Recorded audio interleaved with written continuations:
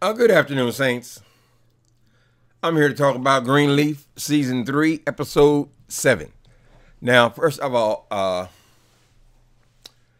have to write, own network notes, tell them to get it together. Usually the way I do a review is on Wednesday night. I watch it.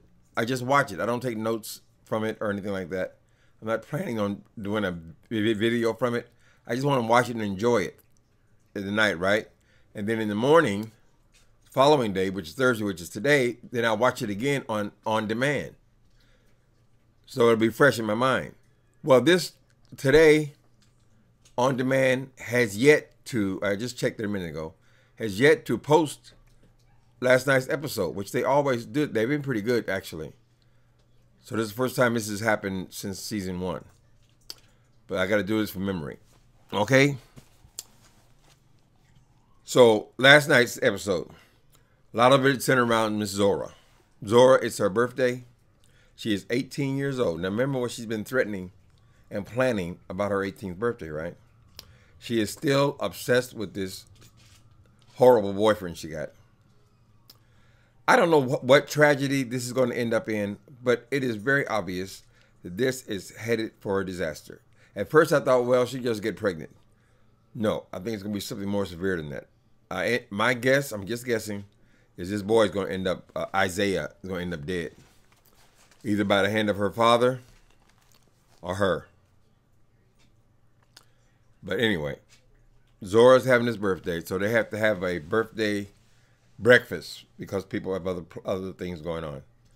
So they all gather at the mansion for Zora's birthday breakfast, right? Her mother, Clarissa, gives her a gift. The gift is 2 tickets to see Hamilton. Hamilton, you big play. It must be in Memphis. I thought it was a Broadway play, but I guess it's on the road now. Anyway, she has 2 tickets. I assume that they're talking about in Memphis. I don't think they're going to fly to New York City. When Lady Mae always says it's too bad because Zora is on punishment and she cannot go. She's telling this girl's mother that, I'm sorry, your daughter is on punishment in my house and she cannot go with you on her 18th birthday. Now, ain't no way in hell I'm going to have any person. I wouldn't give a damn who it was. If that was my daughter who came out of my body, no one takes precedence over that. I guess except for the police if they had her locked up somewhere. But she says she can't go. She's on punishment. And Jacob agrees with her.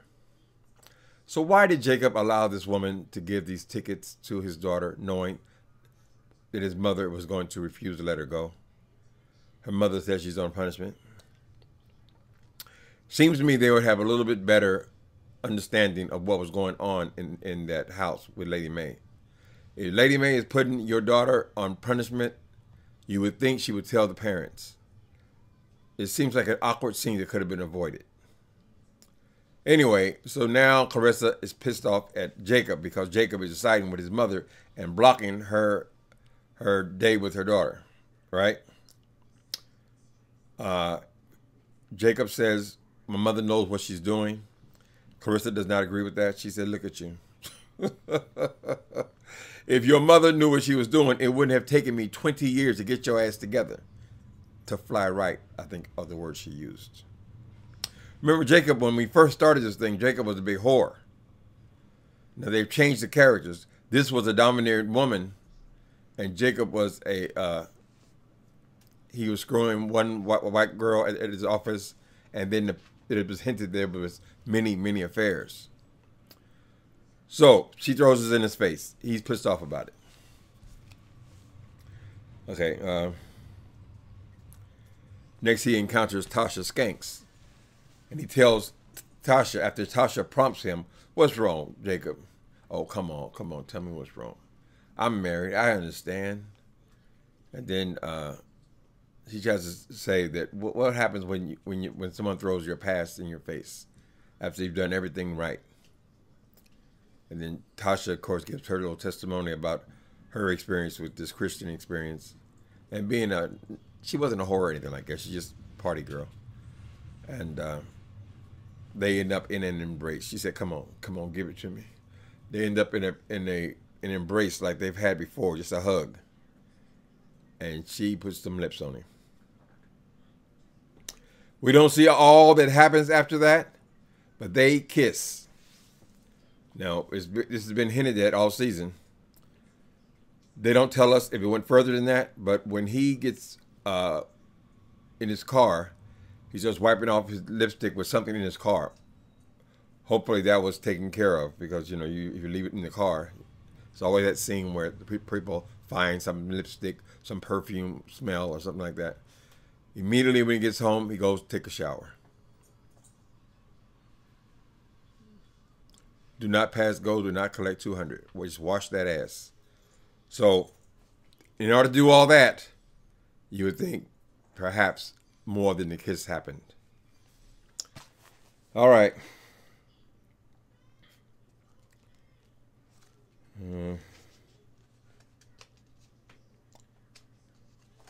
So in guilt now, he's feeling guilty because he knows he's broken the rules. Oh, another thing about today. I woke up to I drink a lot of water because of all these pills I take. The water's off. There's no water here. Only enough in the refrigerator to make coffee. So I'll be sipping coffee instead of water today. I already told you guys my building's in a major construction. Okay. So as Jacob is feeling guilty about what he's done with this girl, he tells Clarissa, "Okay, baby, let's go get her." So now all of a sudden he agrees with Clarissa, and he tells Clarissa she can go and pick up Zora. Too late. Remember, Zora is 18 years old, right? So let me not jump ahead of my scenes here. For the moment, he's given her permission to pick up the child, right?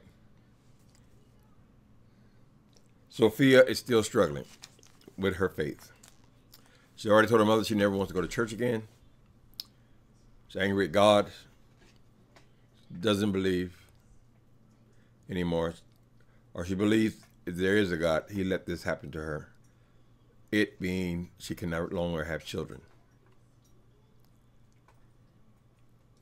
She's having a hard time. Her mother finds her on the bathroom floor, tearing pages out of the Bible and flushing them down the toilet. Sacrilege. So the little girl is having a very, very hard time. And her argument is with God. Right. They don't show us any conclusion or solution there at all.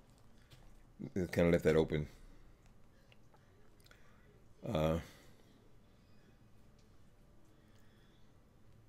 Okay. Next thing we see is a very depressed Charity. You know, Charity is the problem child. They all got issues, but Charity's the problem child. She's going through this horrible depression after she got dropped by that man on the road, where she was already on rebound from her husband. So now she's in this depression, right?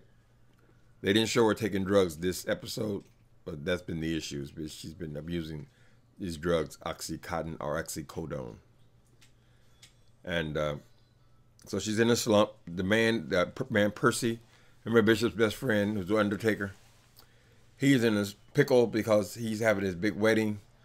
This old lady, she's 97 years old, but her whole family, they want to have a beautiful funeral. They paid for a beautiful funeral, and his singer has gotten sick.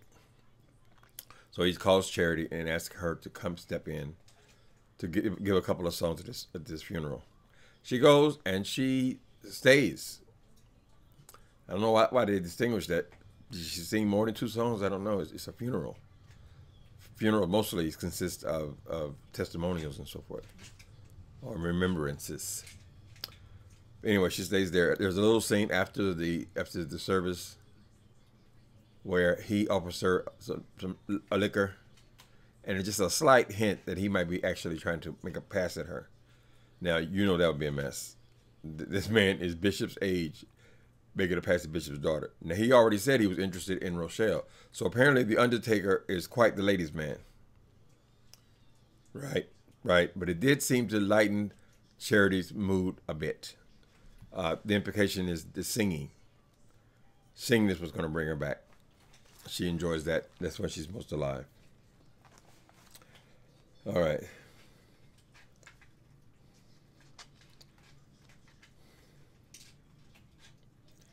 Okay, next thing is Lady May's got this event she's planning.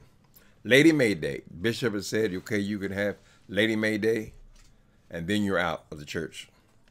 She had already told him that, he said you can have the house, and I'll take care of the tax debt, but you're going to have to leave the church.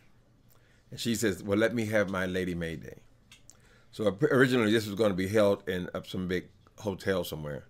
But apparently now that her friend Maxine is going to be there, they need bigger facility. Maxine draws bigger crowds. And so she says, well, let's just move to the church, right? Without asking Bishop or telling him anything about it. They moved this event to the church where they could hire security and so forth and have a bigger space. Well, the agreement is that this is going to be her last performance at this church, her last event. But I have a feeling that that's not her plan at all. She's planning something big, some big thing she's going to do, announce at this event. She's not going down easily, put it like that. She still wants to be the pastor of the church, to take over the church. Okay. Of course, he's planning something else. I forget the name of it, but some other event that is supposed to take place at the church at the exact on that day and at that time. Lady May just goes, tells the secretary to start making arrangements. Secretary wants to tell the bishop. She said, don't tell him nothing. I'm the one, honey. Pay attention. All right. Grace is working with this woman. Okay. So they started this legal defense fund. This was one of Grace's big ministries. Legal defense fund. Now, I thought they just gave money, but apparently they provided an attorney for whoever they're trying to help. So there's this white girl, young woman. She has killed her husband. They say she killed him in his sleep. And she killed him with a hammer, right? Bludgeoned him to death. Issue is he was asleep, which will make it a murder. Grace has some experience with this abusive people. She's killed somebody as well. She killed her Uncle Matt. And she takes an interest in this girl. First, she goes down there. The girl says, oh, you're from a church, right? And I don't believe in God and all that. And I don't know why she feels that's necessary to say that, but that's what a lot of atheists do. They feel compelled to let you know that they don't believe in God. So, anyway, Grace, that's fine. We're here about your case. We want to help you. She comes back. She said, I'll be back. The girl said, yeah, right. And she actually does come back. And Grace says, I'm here to bail you out. Now, all this time, Grace is having flashbacks to when she killed Mac. People don't understand. Now, maybe they'll call it murder because the guy was asleep. But if she is really afraid of him, and they say that he had used that hammer on her, and there are police reports, and there are incidents after incidents where the police have been called to that location because he's beat her up. Why wouldn't she kill him in his sleep? If she's scared of him, the best way to get him is when he's asleep. So this opens up this big legal battle she's going to be in. But Grace manages to bail her out. They're going for temporary insanity, crime of passion. All right. This man is, I hate to say the word, let's say ussy whooped. This bishop. He knows he done fell out with this woman, Rochelle Cross, right? Bishop. He know they're barely speaking, right? And every time he talks to her, it's with a smirk on her face. How is this dude going to trust this woman? See, but he doesn't know that she's actually basically Skank's sister. He didn't know that. But still, just their encounters, the way that all worked out with them, the attempted affair and him calling it off, and her, abandoning him from her place of work, he decides he's going to give her all of his money. And I mean all of it. He clears out his personal accounts. She tells him 10 days will give you back double or triple. God, you crazy. You barely speaking to this woman. Anyway, so this fool goes and empties out all of his bank accounts. And now he comes to Lady May and tells her, I put this money, it's going to be cryptocurrency is the investment. We can make a big killing in 10 days. Now, like the whole world wouldn't be mortgaging their houses if cryptocurrency could triple the money in 10 days. He said, well, I'm going to pay for everything. Everything's going to be wonderful. But I need the other accounts, the joint accounts. I don't know if it's one or more, but the joint accounts with Lady May. So he goes to her and asks her for the money. And she said, are you crazy? You gonna give Rochelle Cross all my goddamn money? No, absolutely not. That will never happen, right? Behind her back, he goes and takes all of the money out. I mean, he taking all the money because later on, Lady May, the way she finds out is that they need to pay for some security or caterers or something for this big event. They don't have the money. The church is closed, whatever. Lady May says, okay, I'll just pay it, and then the church pay me back, right? She goes into her account on the computer. She's going to transfer some funds. There are no funds. This dude has cleared out all of his money and the joint money. He's taking it all and giving it to Rochelle Cross to buy cryptocurrency. Why in the hell he need her to buy it? Anyway, this is the last straw for Lady May. She confronts him in the mansion, and she says, you took all of our money. You're crazy, and I want you out. He said, yeah, made some arrangements to go stay with Percy for a while. I think I'll be leaving in the morning. No, I want you out now. Okay, let me give a little commentary here. This woman is insane. This whole thing about the divorce, they had this wonderful marriage with all of this empire that they put together and built together. They seem to be in love with each other.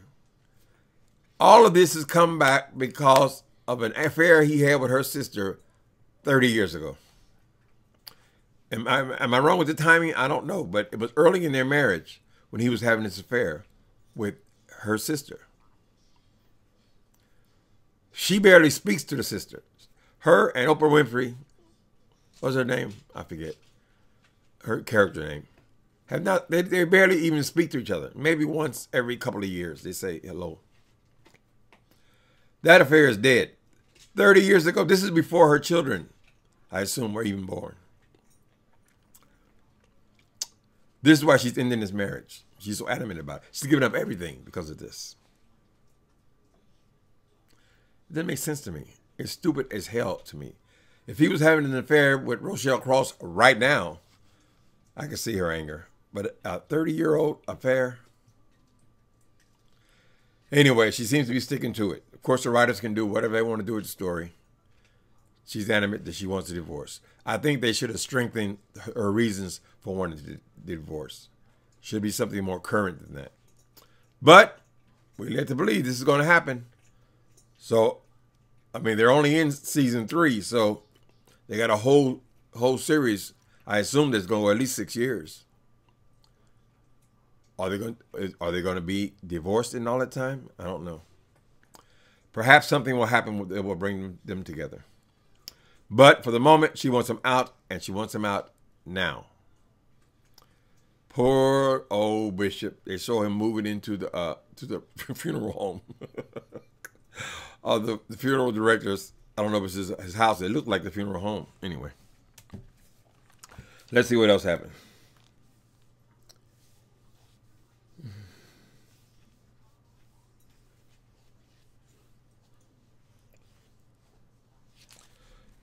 Yep. He moved in with Percy, and that's pretty much where they left it. The only other significant thing I can think of, remember I got to think from last night. I made a little notes this morning, but Lady May walks up on this girl, Zora, going through the clothing. She thinks she's picking out clothing to go somewhere, maybe to the church or to teach a class or something. The girl is packing, Zora. She says, "Oh, I'm 18. I'm done. I'm finished." She said, "Oh, you're gonna leave? Think you're gonna leave here?" He says, "Yes." She says, "Yes." In about 10 minutes, she's unpacked her clothes into a suitcase. Lord knows how much money she's stolen from the church. I don't know. I'm sure they fired her when they found out she was the thief. But she's going off to meet her fate. This dude. Now, we haven't seen him much this season at all. We know he's an abuser, but we haven't seen him. So I'm just guessing. I think there's going to be he's going to end up dead. Only a guess. And my guess is Jacob's going to do it. Okay, so I did the best I could, people. I do enjoy this series, and I look forward to next week. You know what? Netflix kind of spoils you, because you go on Netflix and you can watch a series from the first episode, binge watch it, right? Well, you ain't got to wait a whole another week to see what happens like that.